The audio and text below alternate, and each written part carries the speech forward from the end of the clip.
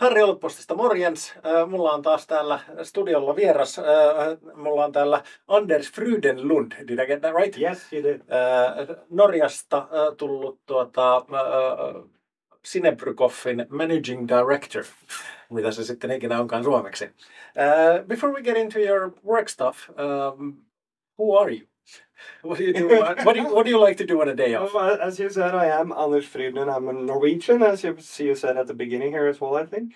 I am 47 years old. I have a wife and 2 kids, and we live now in Helsinki and has been for the last 5.5 years. So we live out in Muina. How's your Finnish experience? How has it been? Oh, Finland was excellent. I have had a great 5-6 years here now. A bit of an issue with this whole. I feel we lost almost 2 years now. And I've been here during COVID, and now then this horrendous war. But everything else is great here in Finland, and it's very similar to Norway. So everything is so organized. And this is the first time me and my family leaves Norway and live outside working. So it was a very easy move because you have everything here. And now I feel proper Finnish as well because I got my Kela card just last week. So I'm feeling both Norwegian and Finnish, I would say. The only Finnish things I'm not really proper Finnish around is I'm not doing sauna. And I do not love or the language. And the language. So no Finnish speaking, I'm not using sauna too much, and I'm not doing licorice, but everything else I am very Finnish as such. So what about your job at Sinebrychoff? It's the oldest brewery in the Nordic countries. Do you think does it help, or is it a challenge for you to be running this kind of a show? A bit of both. There is a ton of pride in it, of course, that we're now more than 200 years and the oldest and older than Carlsberg as well, which owns us. So there is a bit of a stressful thing that you don't want to destroy anything. You want to, build it and make sure that it lasts another 200 years. But at the same time, there is, of course, a ton of positives in it as well, with all the pride and all the history. Comparing Finland to Norway, like in terms of alcohol legislation, and how different is it? The alcohol legislation is very similar, I would say. One of the core differences is basically happened after 2018. So in Norway, you can sell 4.7% ABV in retail, while here we have lifted it to 5.5%. Right. So I would say that is maybe the core difference. And then additionally, Norway is outside of EU, as you know. Finland is the highest beer tax in EU, but Norwegian taxes are even higher. Oh, holy Christ.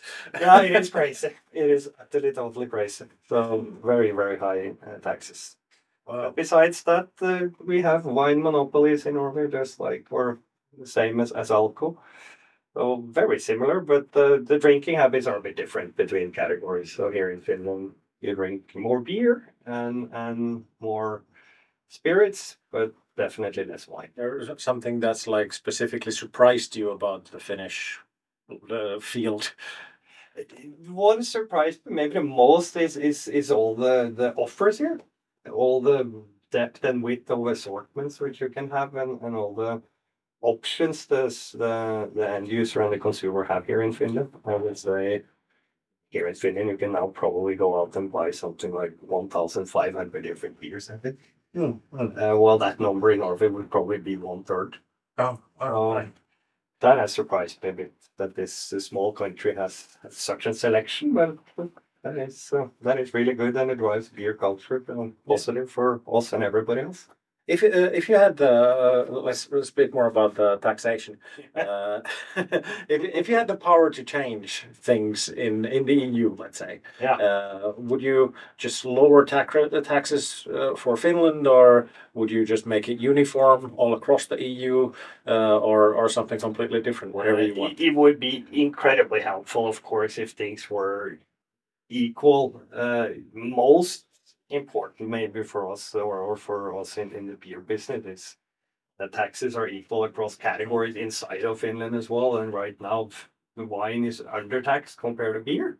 Yeah. which is a bit of a problem for us in the beer industry naturally. So step one is kind of equal treatment between the different alcohol categories inside of Finland, and then of course it would have been great if all EU countries were a bit closer, at least regards of tax, so that we could dampen some of the imports, both private imports, but also illegal imports as such. In some countries in Europe, like Germany and Czech Republic, for example, they see beer just as another foodstuff, right? Yes. Do you think this is something that we could change here to go toward that kind of a mindset rather than the public health problem that beer is right now? Is there something we could do to change that? That would have been fantastic if we could get there, and I almost hoped and thought so when I came here, because I just saw that the beer market was twice the size as what I was used to in Norway. So Sinebrychoffin is carbon neutral. Yes. How important do you think this is for consumers of today, 2023? How big a selling point is that? It differs, I think, among the consumers and age groups and social demographics, I guess. So for some consumers, I don't think it's important at all, because they really don't care in any way or manner. But for many, many others, I think it is. I think it is important, especially when you come to a place where you make your last decisions on what the two things feel equal. And if then one beer is carbon neutral and the others is not, but they feel equal and everything else, I think it's helpful. But that's not the core driver of why we're doing it. Why are you? We are actually trying and to achieve carbon neutrality throughout our whole value chain because of environment and because of society we operate in. So it's not really done as a business upside, and we're not really heavy on the communication around it. So it is simply because we want to be carbon neutral. We are now carbon neutral at the factory, and now we have to work backwards and forward in the value chain, trying to get our suppliers and also our customers to become carbon neutral in the longer term future. Yeah. That we are actually not destroying the planet, but helping instead. That is nice to hear that it's not just all about the money. No, it's not, especially not around sustainability and diversity and some of these other things we're talking a lot about these days. What about the beer trends? Now the big things have been like sour beers and non-alcoholic beers. How do you see the future?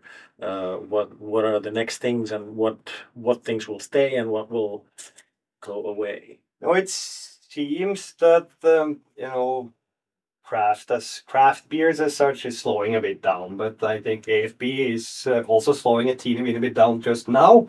But I think that's in the aftermath of COVID, and that we sold extraordinary much of AFBs and alcohol-free beers during COVID.